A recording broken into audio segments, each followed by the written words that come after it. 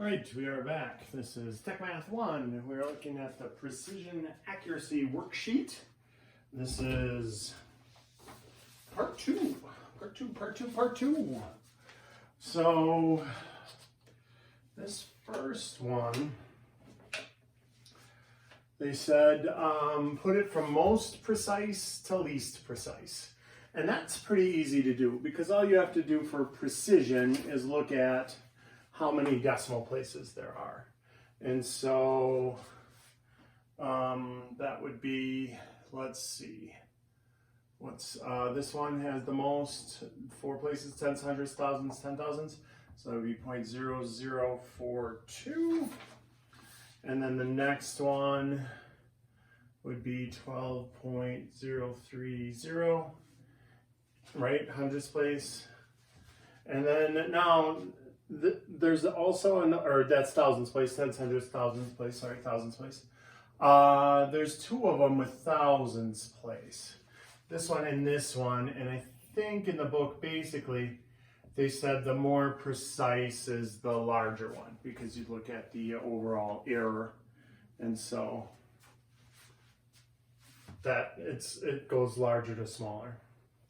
2.43 hundredths is next. And then 24.5 and 9.1. And then the least precise is the whole number, the 104,000. All right. So here, let me separate those so you can really see them. Okay, so there we are. Most precise, least precise.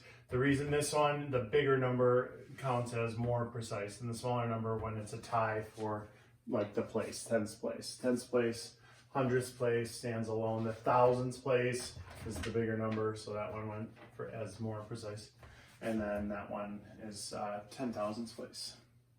All right, so that's part A. Part B is a little trickier, all right? Part B is we have to look at how many significant figures. The more the significant figures, the more accurate, all right? So the most significant figures counts as the most accurate, and the least significant figures counts as the least accurate. But in this particular problem, there's a bunch of ties, and the tiebreaker is a little confusing. So that's why I split the video into 2 pieces. So first, let's put down how many significant digits each one of these are. That's 3, 2, 2, 3, 3. Oh, wait. This is a special case though. Wait. Sorry. That's actually 4. They have a little underline on there on your worksheet. That underline, if you ever use a underlined 0, that counts as significant. So that doesn't make those significant, but that is now significant. So that's actually 4 places. So if ever you see a little line underneath one of the zeros, that counts as now a significant digit. 3 and 1, 2, 3, 4. Okay, so we go most significant digits. Oh, wait, that's actually 5. Why is it 5 and not 4? I just made a rookie mistake there. It is 5 because they added a 0 after, which automatically makes it significant if it's after where you don't need zeros. So that's actually 5 significant digits, which does matter because that makes that the most accurate number. 030 is the most accurate number. Then the next one is that. 000. Okay. So now, after that, there's a 3-way tie for third. And we can't just say, oh, the most to the least, because that is not how it plays out all the time. So what we're going to do is we're going to find the error, okay? To find the error, what do they call that? the relative error. To find the relative error, what we're going to do is we're going to take this number that goes in the denominator, 2.43, and we're going to, for the numerator, you go tenths, hundredths, you go to thousandths place, and you put a 5. And always like half of a thousandths place. All right, it's always 5. So if it was tenths place, or if it was a whole number, then we would go to tenths place and it would just be 0.5. If it was tenths place, you would go to hundredths place, you go 0.05. So it's always 5. And so you divide that, and I did that already. So I'm gonna have to click that in the calculator in front of you here, 00206. All right, so that's that one. We took care of that one. I'll check. The other one with 3 significant digits right there. So we're gonna go 0.05 because it goes to tenths place. So you always put down 4.5. All right. Like however many places there are, you basically replace the places that are there with zeros and then add a 5 after. All right. That's how you get the numerator. And divide that out. What does that divide out to be? That's 0.00204. All right. Ooh, that's quite a tie. You know, that's really close. All right, then what's next? This one. All right, we get that one. This one is next. We got 0.0005. Right, divided by 0.804.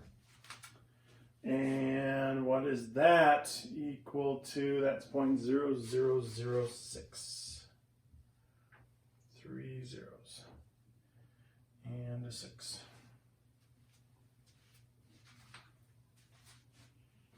All right. So,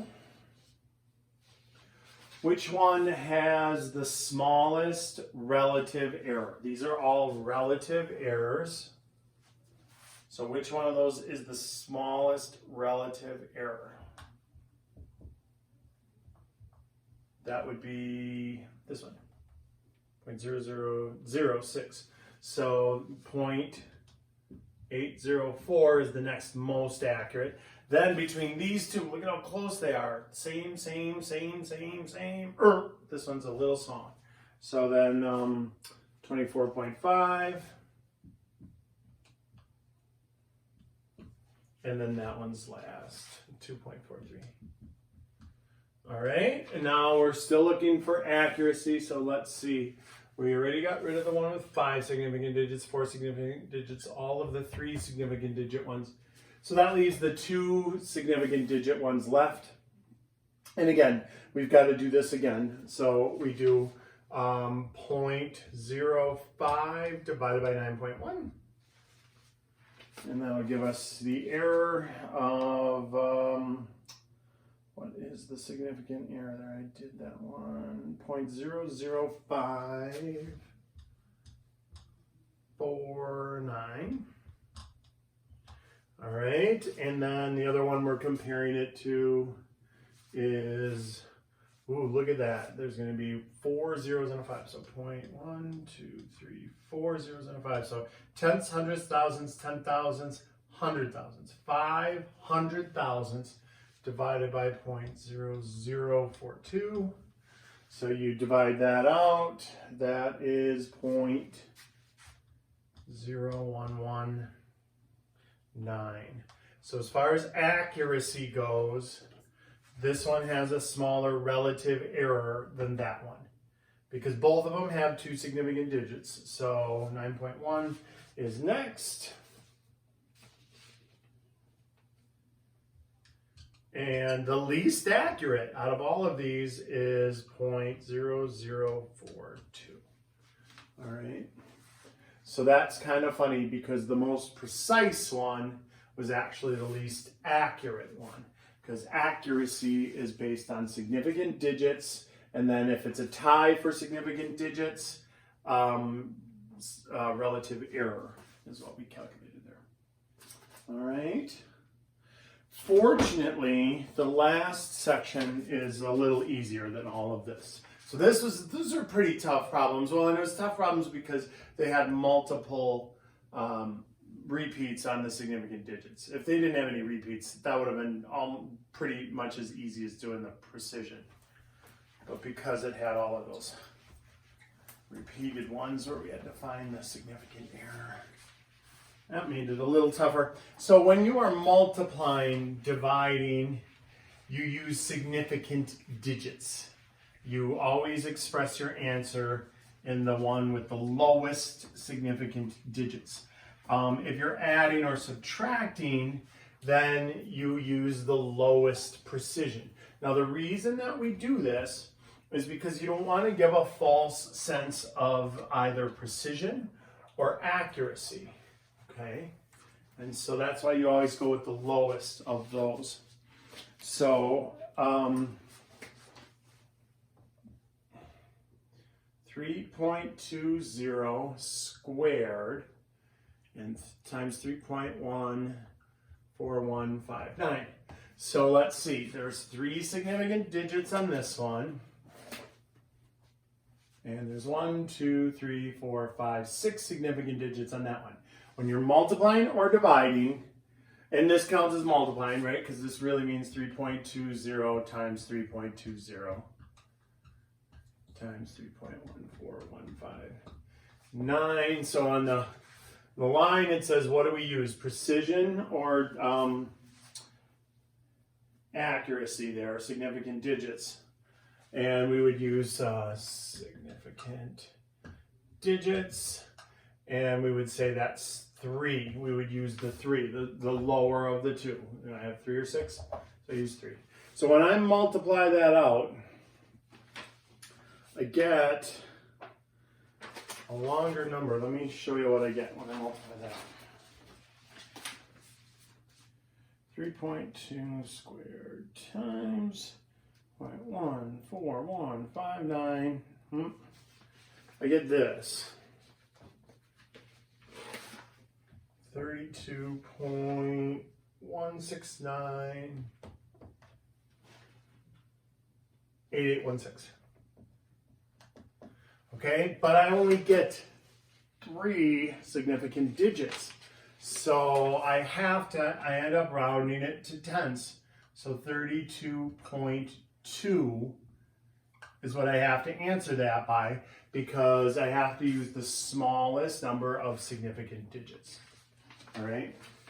And so this is why, what if that would have worked out to have been an even number, right? I know it didn't, but let's just pretend that it worked out to be a totally even number, and I couldn't write the number with, let's say it worked out to be 3,000. But if I only get to use 3 significant digits, how can I do that? 3,000, you know, if that worked out to be that exactly, 3,000, only there's 1 significant digit. There's no other way to make it, you know, I could go 0.0, but now I just jumped up to 1, 2, 3, 4, 5 significant digits, so I don't want that. And so if I only want 3, this is where you do that little trick with the 1, 2, you underline one of the zeros. Now that is 3 significant digits. 3, 0, that counts as significant because I underlined it, and now it captures that middle 0, so that's 3.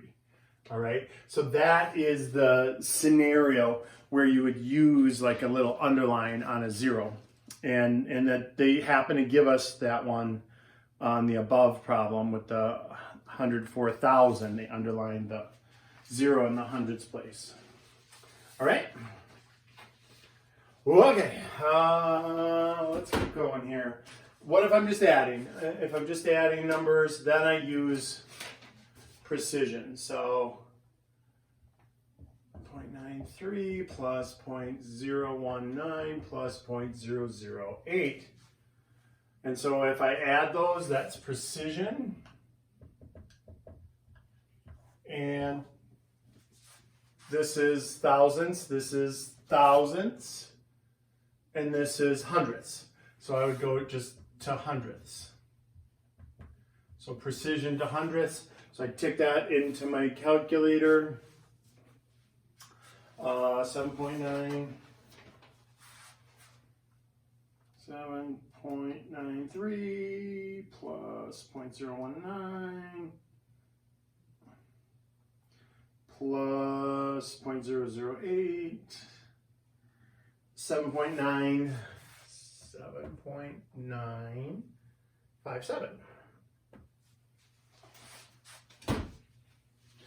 And I only get to go to hundredths place, so 7.96 is my answer. All right, and again, that makes sense. Let's say these were measurements. And so if I measured something to hundredths place, but then I made two other measurements to thousandths place, well, I'd only want to report it to hundredths place. Because if I report it to thousandths place, if I just left it like that, then the assumption is it was precise to thousandths place on every measurement. All right, that's why you always pick the smallest, so as not to mislead anybody on things like that. All right. So 3 is 8.4 times 0.941 squared divided by 2.00. So let's look at significant digits here. We've got 3 on this, we've got 2 on that, and we've got 3 significant digits there. So we're going to do sig digs, and it's going to be 3 again. And I'm not going to write out the long number here. I'll just give you the answers now. So with oh wait, not 3, 2. Oh, jeez. The smallest, right? There's 2, there's 3, there's 3. I saw the 3 twice and I ignored the 2. So it's got to be the smallest significant digits. And so, okay, so we only get 2 significant digits on this. So 3.7 is what we end up rounding that one to. And then 4 is 7.93 minus 0.019. Again, we are going to use precision. And that's going to be between hundredths or thousandths. We'll take hundredths. And so when you subtract those two and round, you get 7.91. And the last one on the worksheet, 50.04 divided by 2.1 squared times 0.573 squared. All right, so 4 significant digits there, 2 significant digits there, 3 significant digits there. So we're going to use sig digs again, significant digits, and we're going to use the smallest one, which is 2. And so when you multiply all that out, let's do that one. 50, because it's 2 significant digits, so 50.04 divided by quantity, 2.1 squared times 0.573 squared end parentheses. So when you're dividing this, if you're going to put it into your calculator all in one shot, you got to type it.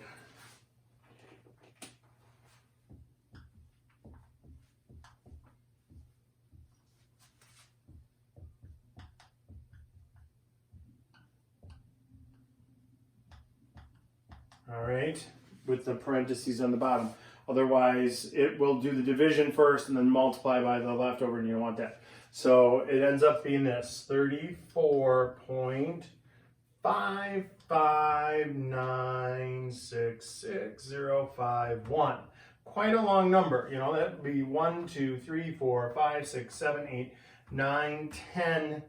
That's 10 significant digits. We don't get 10, we only get 2.